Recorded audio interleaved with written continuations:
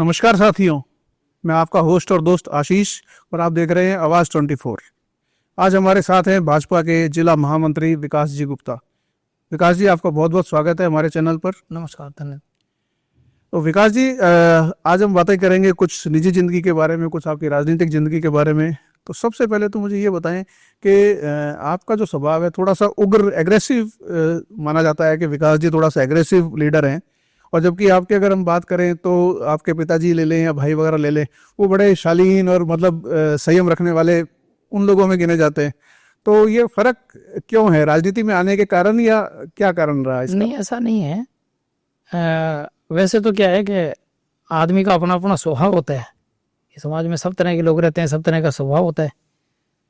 तो कई बार ऐसा भी हो जाता है आदमी का स्वभाव कि भाई आप किसी गलत बात को बर्दाश्त नहीं कर पाते हैं। उसके लिए आपका एक्शन कुछ अलग होता है। अच्छे काम के लिए आपका रिएक्शन कुछ अलग होता है। जैसा एक्शन वैसा रिएक्शन। ठीक बात है। अच्छा विकास जी, एक है ना, मैं आपसे पूछना चाहूँगा कि आप कई बार जिलाध्यक्ष पद की दौड़ के अंदर रहे हैं, जैसा हमें पता है, लेकिन हर बार कुछ ना कुछ कारण रहे कि आप नहीं हो बन पाए।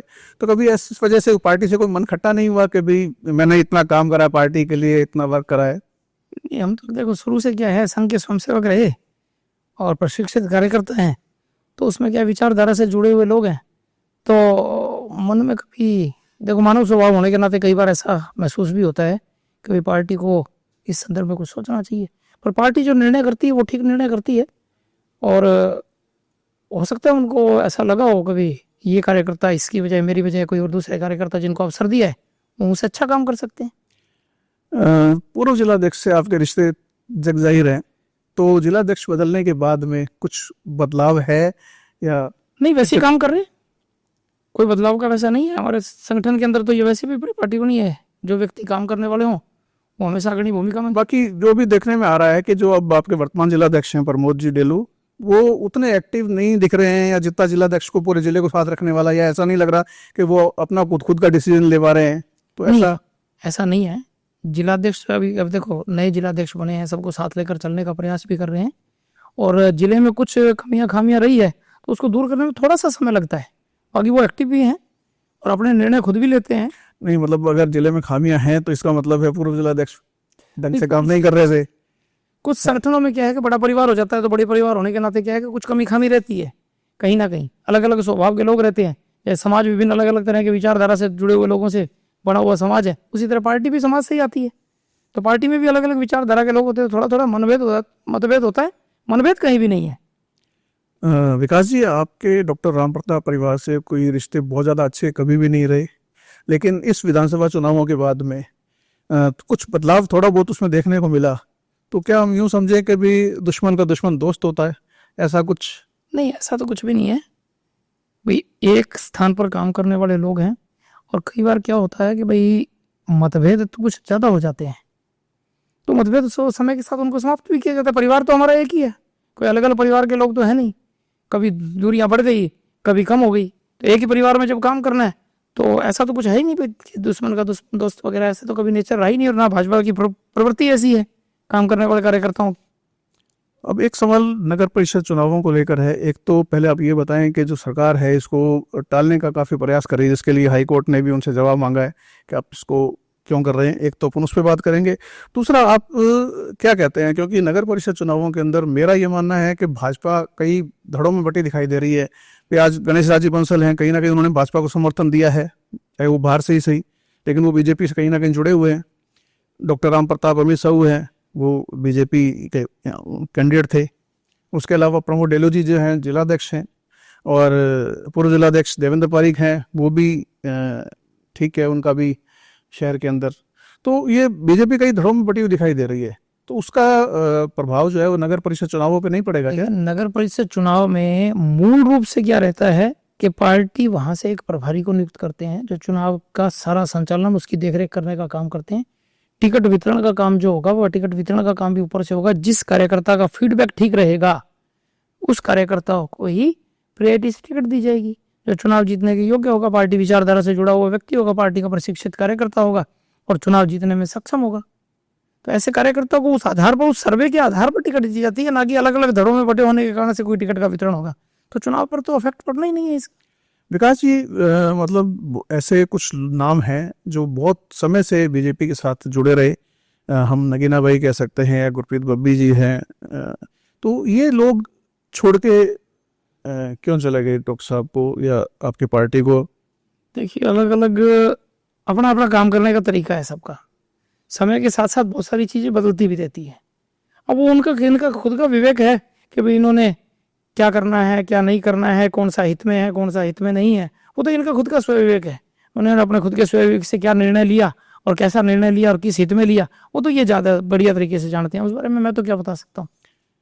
अभी एक बड़ा मुद्दा जो चल रहा है आजकल हमारे देश के अंदर, पहलगांव में जो अटैक हुआ, तो मैं एज ए पार्टी वर्कर नहीं, मैं निजी तौर पे है ना, आपका मतलब आपके दिल में क्या ख्याल आया जब आपने पहली बार उस पहलगांव अटैक के बारे में सुना? आपके दिल में पर्सनल रूप से क्या विचार था?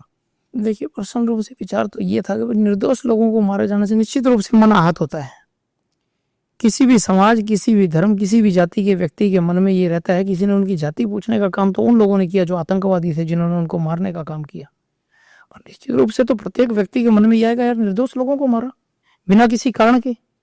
नहीं, मतलब यूं खून नहीं खोला आपका, जैसे आप खुद मतलब ऐसे नेचर से आते हैं, नहीं। तो यूं नहीं खोला कि भाई हम मतलब अब हमें कुछ बड़ा करना चाहिए? नहीं, बिल्कुल करना चाहिए, करना चाहिए, सबक सिखाना चाहिए। भाई अब आपकी सरकार है केंद्र के अंदर, और मतलब मेरा ये पूछना है आपसे कि भाई ये जो उन्होंने पानी बंद करा या उनके जो लोग आए हुए थे उनको वापस भेज दिया या दूतावास खाली करवा लिए, क्या ये सफिशिएंट है? मतलब इससे कुछ बड़ा नहीं करना चाहिए था सरकार को? देखिए, सरकार इस दिशा में ही काम कर रही है और निर्णय लेने में मोदी जी को पूरा देश जानता है। इस देश के पूरे 100 सालों के इतिहास के अंदर भी लोग जानते हैं कि भाई निर्णय लेने में नरेंद्र मोदी जी कभी पीछे नहीं हटते। तो निर्णय सख्त से सख्त ही लिया जाएगा। नहीं, देखिए मैं ये चाह रहा हूँ कि भाई जनता जो है, जितना मैं मिलता हूँ लोगों से, तो जनता मतलब ये चाह रही है कि जैसे इंदिरा गांधी ने एक स्टेप लिया था, तो कुछ मतलब मोदी जी कुछ ऐसा कुछ करें कि, क्योंकि ये हम बहुत सालों से देखते आ रहे हैं, चाहे वो कांग्रेस की सरकार थी चाहे बीजेपी की थी, ये तो मतलब चला आ रहा है। तो अब मतलब कुछ है ना, हम चाहते हैं कुछ इसका ऐसा ठोस परिणाम निकला है। देखिए, निश्चित रूप से पाकिस्तान को सबक सिखाने की दिशा के अंदर भारतीय जनता पार्टी के हमारे प्रधानमंत्री हैं, वो लगातार काम कर रहे हैं और हर हालत में उसको सबक सिखाया जाएगा और सख्त निर्णय भी लिए जाएंगे। चलिए, एक सवाल, जातिगत जनगणना जो अभी इन्होंने कहा है, इसके बारे में आपका क्या विचार है? जातिगत गणना देखो पहले भी होती आई है और जनगणना होनी भी चाहिए। उससे आकलन रहे, उसके साथ ये होगा भी किन लोगों को लाभ मिला, कैसी व्यवस्थाएं रही, कैसी व्यवस्थाएं ठीक नहीं रही, और किसी तरह की अगर कोई लाभ की दृष्टि से, सरकार से कुछ लाभ की दृष्टि से कुछ काम हुए हैं तो वो कुछ एक विशेष वर्ग ने लिए या नहीं लिए। जिन लोगों को, जो लोग इसके लिए अपेक्षित लोग थे, क्या उनको इन सब चीजों का लाभ मिला या नहीं मिला? तो जातिगत जनगणना तो पहले भी होती है और निश्चित रूप से होनी भी चाहिए। चलिए, वैसे तो आप राजनीति के मजे हुए खिलाड़ी हैं और आपने सारे जवाब भी उस हिसाब से ही दिए हैं। अब एक आखिरी सवाल कि भजनलाल सरकार जो है भी, अभी तक भी मतलब जनता में जो वो जा रहा है वो यही जा रहा है कि ये एक पपेट सरकार है, मतलब कठपुतली सरकार है। अभी भजनलाल जी अपने उससे कोई डिसीजन ले पाते, ऊपर से एक डिसीजन आता है। जैसे भजनलाल जी खुद की एक पर्ची आई थी, वैसे एक डिसीजन की भी पर्ची आती है कि साहब ये आपने बोलना है। नहीं, ऐसा नहीं है। ये जो अन्य दल जो हैं, मुख्य रूप से ये जो कांग्रेस दल है, इनका ये प्रोपेगेंडा है कि इस तरह से भारतीय जनता पार्टी को बहुत अच्छी सरकार बहुत बढ़िया तरीके से काम कर रही है। आप मैनिफेस्टो देखिए तो मैनिफेस्टो में बहुत सारा काम तो लगभग हो गया है इन 1.5 वर्षों के अंदर। और भजनलाल सरकार खुद नहीं निकले, मैं तो खुद इसका गवाह हूँ बहुत बड़ा। हमारे यहाँ पर एक बस स्टैंड का कार्यक्रम, बस स्टैंड का था जो चल रहा था, मैं माननीय मुख्यमंत्री जी से एक बार मिला और एक बार मिलते ही भजनलाल जी ने उस काम को कर दिया। तो निर्णय तो वो वहाँ ले रहे हैं, उसके लिए कोई पर्ची थोड़ी आई है। ये इनका प्रोपेगेंडा है पब्लिक में, भजनलाल जी को, भारतीय जनता पार्टी की राजस्थान सरकार को बदनाम करने का एक तरीका। ये कांग्रेस ये चाहती है कि वो उसके माध्यम से इन लोगों को कठपुतली सरकार बताकर, कठपुतली मुख्यमंत्री बताकर और इनको बदनाम कर जनता की सिंपैथी लाभ उठाया जाए। एक सवाल मैंने आपसे पूछा था, बीच में रह गया, कि ये जो नगर परिषद चुनाव सरकार टालने की कोशिश कर रही है, तो ये आपको क्या लगता है किस वजह से नगर परिषद चुनाव हो जाने चाहिए था नवंबर में? देखिए, टालने का प्रयास नहीं है, वो सारे चुनाव जो है वो एक ही समय में हो जाए, जिससे कि बहुत सारा धन बचता है और बहुत सारा सरकारी अमला जो है ना, वो उसका बहुत बड़ा योगदान रहता है चुनाव के अंदर रहता है, ये सारा मेंटेन वही करते हैं। तो वो सारी व्यवस्था जो वो एक बार में हो जाए, बार बार उसके लिए खर्च नहीं करना पड़े, तो टालने का तो कोई काम ही नहीं है।